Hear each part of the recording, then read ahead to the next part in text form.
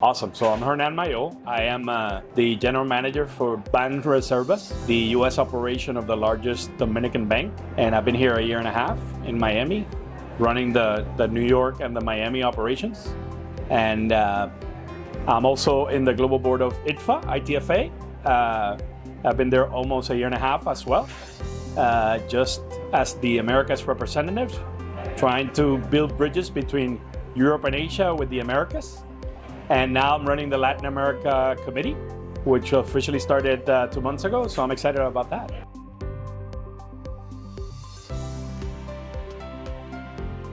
Well, I'm so happy that you guys are here at Miami. After the pandemic, Miami has blown up, right? Miami has become really a global gateway. It's really the crossroads for many different cultures. So obviously Latin America was always a key component of the growth for Miami as people migrated from these countries. But later on, obviously, people that came from Canada. Then during the pandemic, we had the people from funds and hedge funds, private equity firms come to Miami. Then with the technology companies coming from California, they started putting their headquarters here. And then lastly, all the European companies that want to start their US operations, they don't want to go to the Northeast, they come to Miami. So it's really now a very cosmopolitan place, beautiful place, obviously it's always been, but now it's a crossroads for a lot of business, which is phenomenal.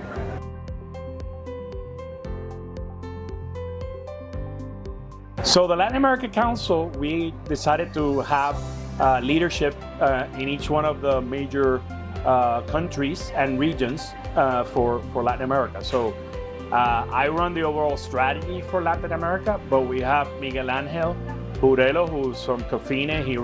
He's the head of Mexico, the Mexico chapter, and he's been doing great work there for a couple of years. He has established an alliance with the largest non-bank financial institution association, the ASOFOM. And now we are engaging all the members of ITFA that have operations in Mexico through events that we're doing in the next couple of months. In Brazil, we have two leaders. We have Diego Cosino from XDC, from a fintech that does a lot of work in Europe, as you know. Mm-hmm. And then we also have Renato Pagani from Chubb.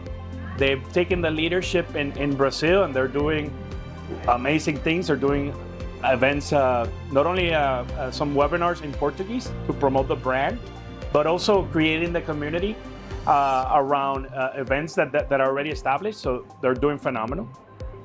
We have some banks already like Bradesco, Itaú, Safra, who have been members for a long, long time. So they're leveraging the contacts that we have there. And then in the rest of the region, we have Jean-Paul Antelo, who's the head of trade for Latin America for Bank of America. He's basically bringing his staff that is in the offices that are outside, well, not only in Mexico and Brazil, but also in Chile, Peru, Colombia, and he's bringing them to participate in ITFA. And then around that, we have created 3 initiatives. One, insurance, which Renato also is leading with the help of Irma from Bladex in Panama.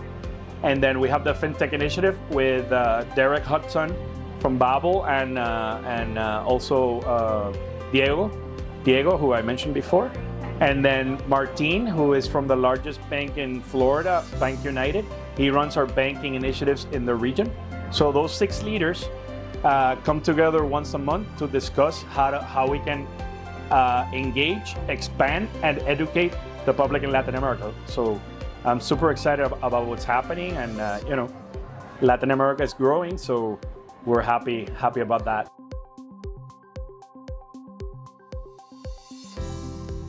Well, mentors have always been very important in my career. I actually started coming to ITFA because of two great mentors that I had, Tony Chisena and Julio Morejon, who invited me to come to ITFA. That was like 26 years ago. And then I met through that Greg Bernardi, who was the president of London Forfaiting here in the US, and he introduced me to Brendan Hurley. Brendan, as you know, is the co-chair for the Americas. He's one of my best friends. We are actually one day apart. but we were the first young professionals in ITFA in the Americas, and from there, the mentors that we've had throughout the years at ITFA have helped us not only show us the ropes on the business, but also personally they've been great sources of inspiration to us and us as professionals. So with that in mind, actually 10 years ago, I had the opportunity to speak at an event at the University of Miami, and 3 young adults reached out to me, to students, that they had a difficult time finding internships, and internships nowadays are so difficult to attain. So what happened is they invited me to speak, and then I said, well, if you want to meet some bankers, come to the banking association with me, and let's talk to these bankers. So out of that came the idea to start an organization that I founded in 2014, Apprentice Worldwide, where we have now people in 70 locations around the world, around 2,500 volunteers, and around half of them are mentors, helping people around the world. It started with banking and finance, but we now have people in like 25 different industries, and plus young entrepreneurs as well, which we help out. We've been helping out ever since.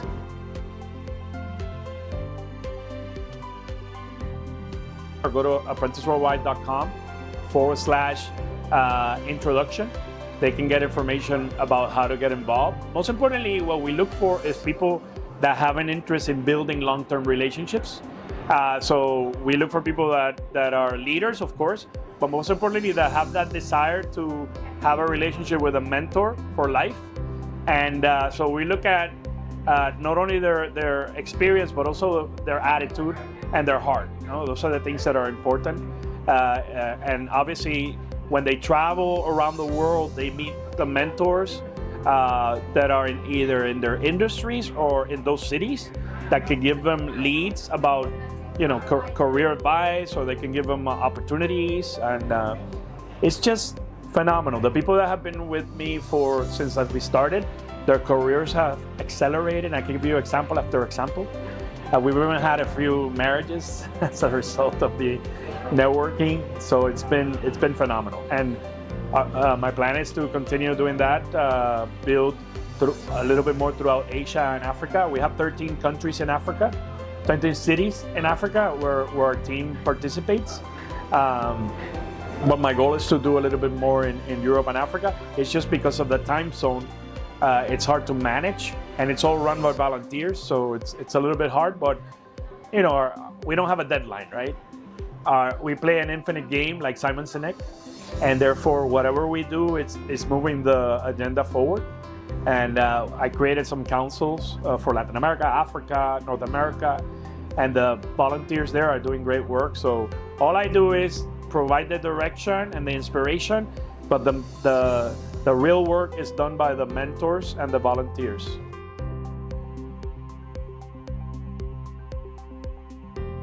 In summary, tariffs and AI. Listen, I think that we are at a great time in our industry in trade finance. Not only is it exciting because now what we used to do before, that used to be an afterthought about moving and the logistics, is now at the forefront because of the discussion about tariffs, right, and trade. So we are able to provide solutions to people around the world with our expertise that before wasn't that much noticed. So it's a great time. And then also for our careers, the implementation of artificial intelligence allows us to have visibility on global movements and documentation. And those things are excited because before it would go into a black hole in operations in these companies, but now we're directly involved with that knowledge, so we're able to, it improves our sales and our strategy moving forward.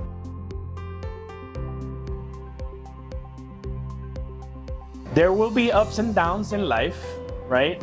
If you surround yourself with good people that care about you professionally and personally, those things will make your life a little easier. I think that with struggle, we learn to become stronger through struggles, right? I've been in ups and downs, but eventually, if you stick with it and hang out with good people, network with a heart, try to really get to know people inside your organization, outside of the organization, in your industry. And then the last thing is never stop learning. If you do that, you'll have a wonderful career. I've had a wonderful career for more than 35 years, and I'm sure these young people will have it as well if they stick with these fundamentals.